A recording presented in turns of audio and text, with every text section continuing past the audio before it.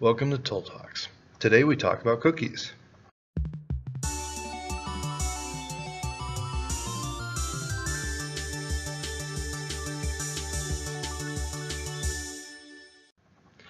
So, when we have a web application or any computer application, we're going to try to make sure that you want persistent data. If I'm using a Word document and I set a setting for my page, after I set that setting, I don't want the Word document just to forget about it and I have to go reset it before I print. I want it to be persistent. Well, if you think about a web page, you're going to have that problem because the web page is going to run the code, output to HTML, and be done. There's no currently running process in the background waiting for your input like a normal web app, like a normal application, computer application. So to get around that, we have to be able to keep persistent data between different web application calls or different URL calls. So we can do that in one of two ways. We're going to talk about both of those today. So requirements. First of all, make sure you have a strong understanding of associative arrays. This is where associative arrays are going to become very important. So the first is cookies. Cookies are going to be a client-side solution for this, where the user will request some data, the server says, okay, make a cookie about it, here's a cookie, keep it. The client will keep the cookie, and then it'll be kind of a token or an identification thing to represent that data the next time the client tries to access the server. It is technically client-side, so you have to be a little bit careful when you trust it, but otherwise it's a great way for storing preferences or settings in your web application. Starting out with cookies. Cookies are small sets of data stored client-side. Cookies are useful for clients to set preference and possibly be used as an identification, although it's not recommended for the identification or authentication. Storing preferences in the user settings for web applications are typical uses for cookies. Maybe I want my UI color scheme to look like this. Maybe I want these options available to me. However the client needs to store, just as like metadata for the application that has no real security risk, you can store it on a cookie. Remember, it is client-side, and although very difficult, it is possible to modify a cookie, so you should be very cautious when trusting them for something with a secure sense. So this is like a little story of how cookies are working. We have a client. The client says, hey, I would like these settings to the server. The server is like, okay, please store this in a cookie. Then later, perhaps even days, depending on what your web browser is set for, you go back to that web application, say it's me again, and assuming you've authenticated on the server side, everything's happy. Here's my cookie. I'd like to use the web application. Here's my settings from the cookie data, and the server will just load this data and then be able to have the same settings the user had in the previous session. Again, the cookies are being stored on the client side. Alright, so this one's going to be pretty short. Again, cookies are things that are going to be stored on the client side that can be used later for the web application.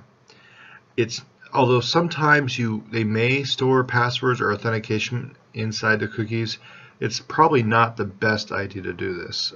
Usually, I would recommend storing storing authentication and whether or not the user is logged in through the server-side session. I just feel like it's more secure. But cookies are useful, especially for like you have preferences on your web application or something. Here is something that you don't. It's not necessarily critical if the user somehow messes it up or changes it. Not a big deal. But here is an example of how to create a cookie, and because once you create the cookie it will not go away for a while, then I have this set up so we're going to have a form and we're going to type the cookie name and the value, and then once we post back to this site we're going to set the cookie from a new cookie or modify the cookie. So to begin with, we'll do the form. It's a simple form: cookie name, input type text, name is cookie name, value is blank, and cookie value, name is cookie value, value is blank. Again, just two text boxes in the form. Again, if I'm going too fast, please pause it and make sure you have the code. Here's input type submit, and this is just going to submit back to the exact same page, just like we did with the form example. Now, the PHP portion. Cookies are going to be used, you guessed it, by associative arrays. So you'll be hearing that phrase a lot. So the first thing we have to see is we have to see whether or not we posted. So we're going to do the is post, post submit, and then here I'm going to also say and post submit is equal to sub. Because if it's not equal to sub, then somehow another post got sent here, which is not what I want to do. And if this statement's true, I'm going to go out on a limb and say I believe that everything here is going to, all the values are going to be populated. It does not mean, and I want to stress this, it does not mean that these values are validated.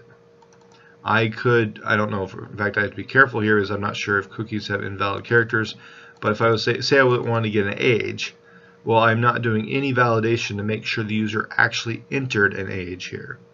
We're going to work on that a little bit later. So once I know that it's coming from this form, I'm going to assume that the two values are valid, which is a big assumption again. And then I'm going to say is set, and then $_ cookie, and this is just like the post, except that I want to get the post of the cookie name, so the value for the cookie name, and this is going to be the key or the index to check to see if it exists. And what I'm going to do is I'm basically going to see if the thing exists. I'm going to print the old value from the cookie, and then if it doesn't exist, I'm going to say cookie has never been set before, and then I'm going to set the cookie simply by saying I set the cookie, the name, the value, and then the timeout. Notice this is 3600, so that's seconds, which means that's an hour off. So it's an hour ahead of what a current time is. So this cookie will last for an hour. Then I can say echo cookie set. So remember, it is stored locally. And if it exists, I can treat it just like post. So if it exists, I can treat it just like an array. Here this can be just a default string. I'm just happen to keep getting information from post, which is actually considered bad practice. But I could just put a default string in here as well.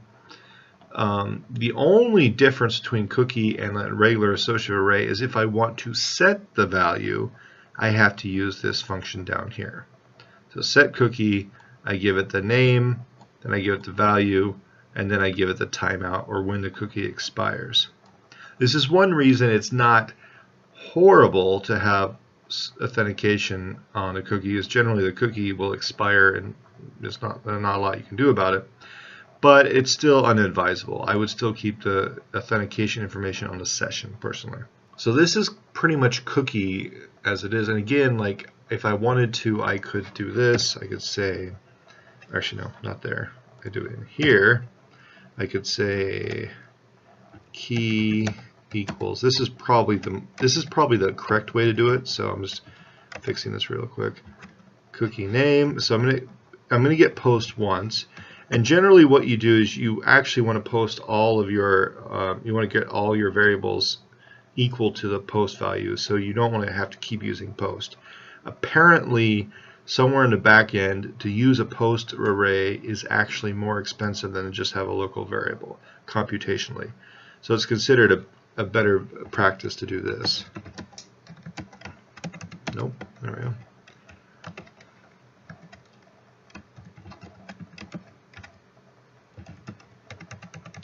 That's not the, there we go. So here I'm taking post cookie name key, post cookie value, and saying it to value, and then here I'll just change this. So instead of actually writing out post every time, I'll just do key,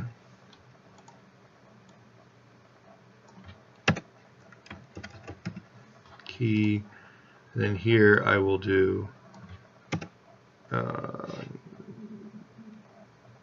key because this is the name,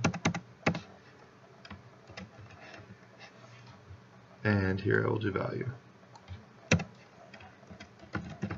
I just wanted to make sure you understood how I was getting these values.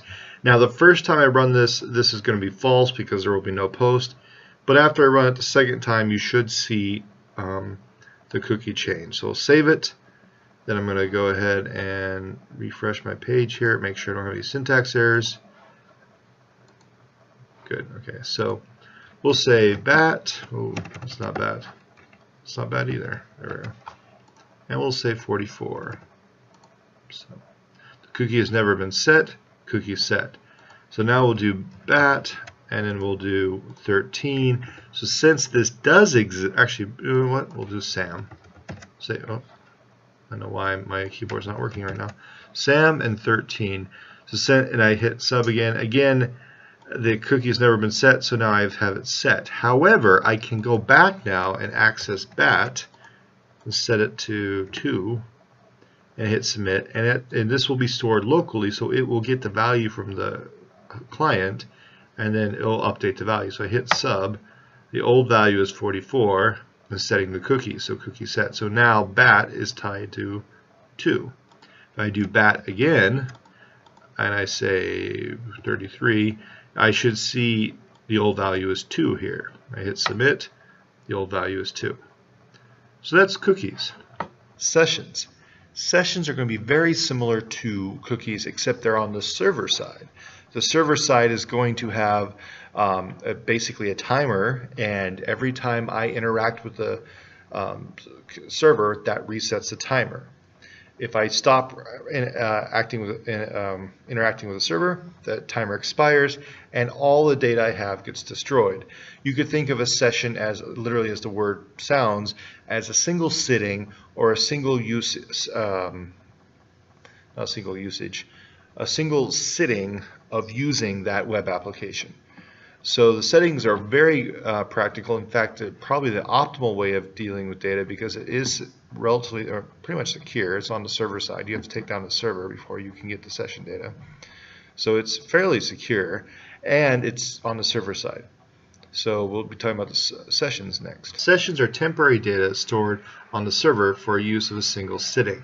So basically, if I sit down on a computer, I open up a program, I type something, I interact with it, and I look away, I drink some coffee and come back, I expect my information to remain there. But in a web application, every time I call a web page, I'm basically rerunning the code, and there is no persistent application running in the background for it. So in order to get around this, to keep persistent data in between web application calls, we have sessions. Now, default PHP sessions expire once the session is destroyed, and I believe there's a setting they will expire after a certain amount of time of inactivity. Think like the bank website. If you log in, do something, and forget to log out, after a certain amount of time, it will log you out. MVC, so that's the default sessions, PHP sessions. There's going to be two types of sessions. MVC, or Model View Controller sessions, can be stored on a database and can be more permanent. Usually, well, we'll talk about this when we get there, but you can actually make sessions stored. So like, for example, Amazon or eBay, a lot of times you log back in, and different things that you stored in your session or different things from your history will be used to show you different new products you can buy.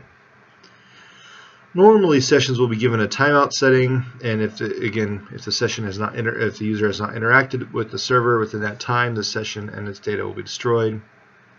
And again, this is how PHP can keep persistent data in between web page calls by the user. Otherwise, without this ability, you'd be very limited, and you would basically have single shot.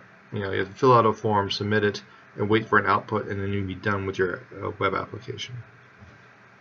So a little story again. We have the client, and this time the client's going to say, I want to set these values to the server. The server's like, okay, I've created some session data, and it responds, okay, we got it, we're good. And later, or perhaps in the same, actually not later, in the same session, as long as the client's not finished at the server, I want to use this value. The server's like, oh yeah, let me look it up. Okay, I found it. Sends it back to the client. So, but this here is all happening at a relatively short span of time in one contiguous usage.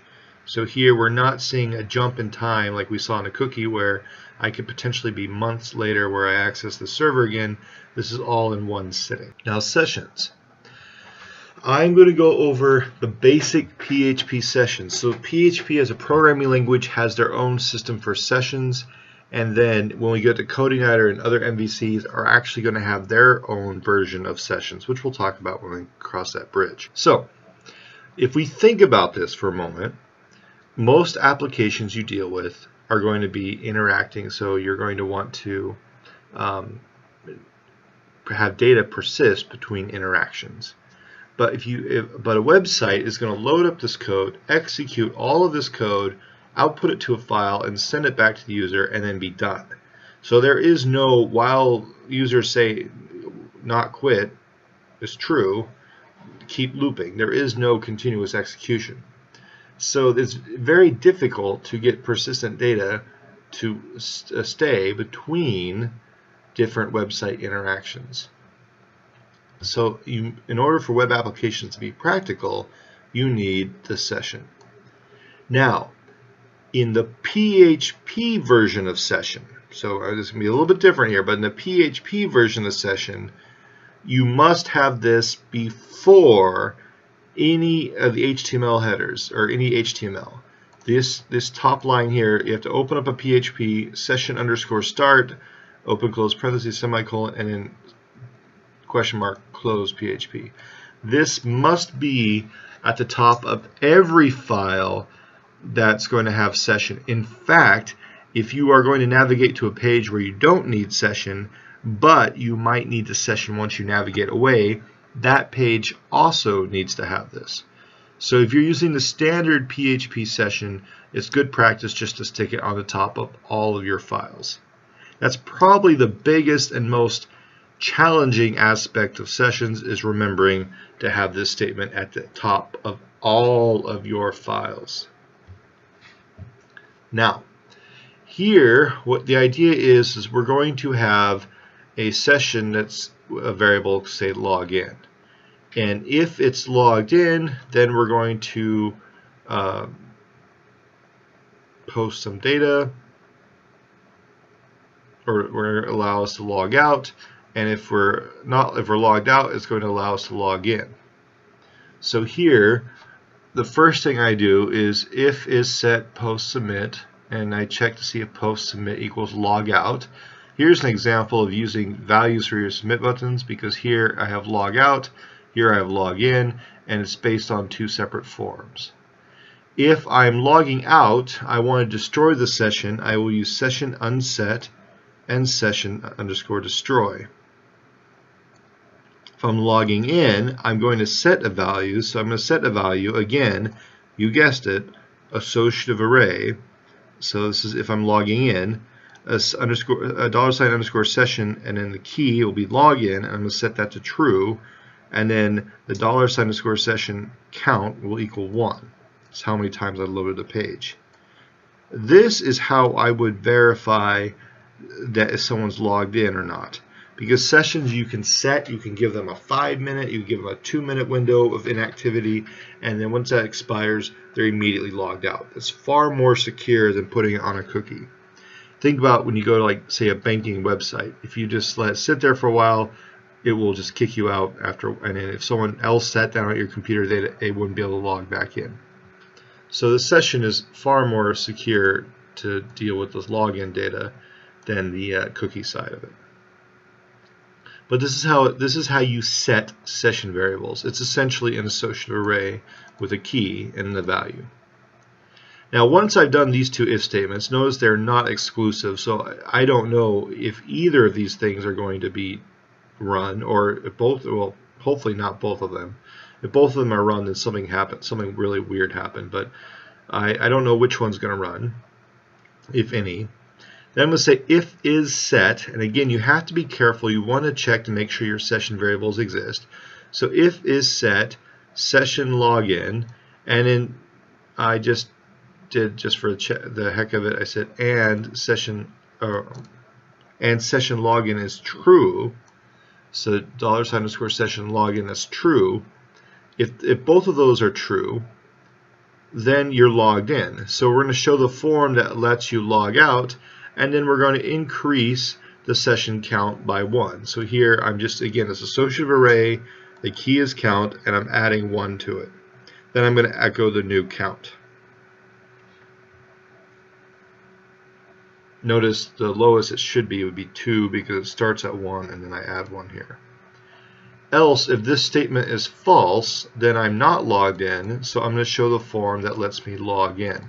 And the form for logging out and logging in this case are exactly the same, except the value is log out and the value for log in is log in. I don't have any password or username, so it's very simple.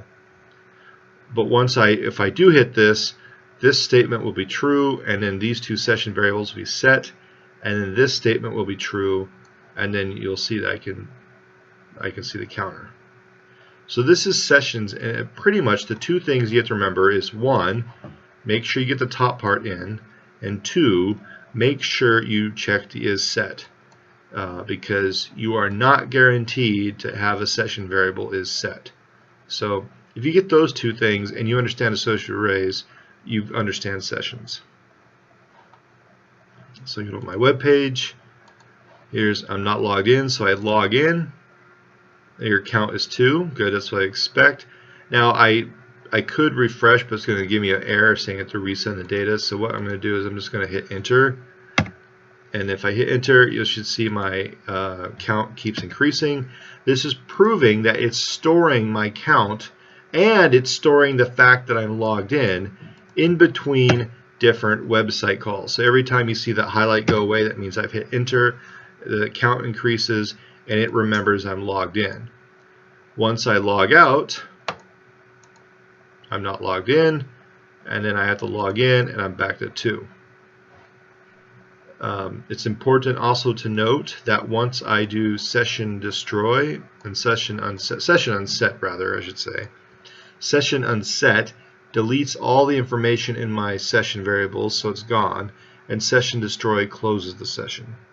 I've discovered that session destroy no longer necessarily destroys the information in your session. I think that will keep the session until the time's expired. But so when you're logging out, you want to do session unset and session destroy, and all the data you've stored up is going to be wiped out. Essentially, this will be akin to if you're using a computer application and you are done with it, you save your file, whatever, and you close it.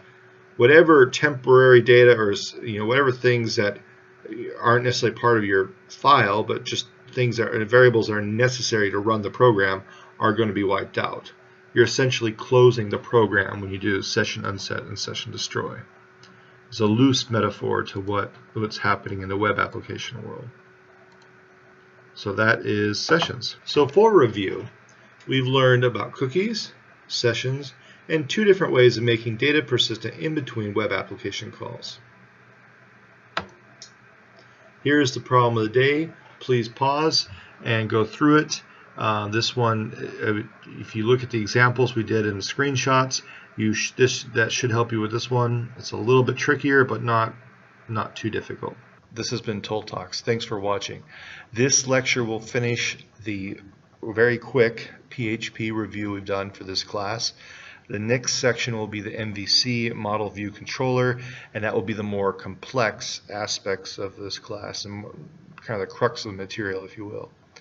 Again, thank you for watching, and until next time, cheers. Thank you for watching this video. I hope you learned something and enjoyed it. If you did, please leave a comment or a like below. And again, thank you.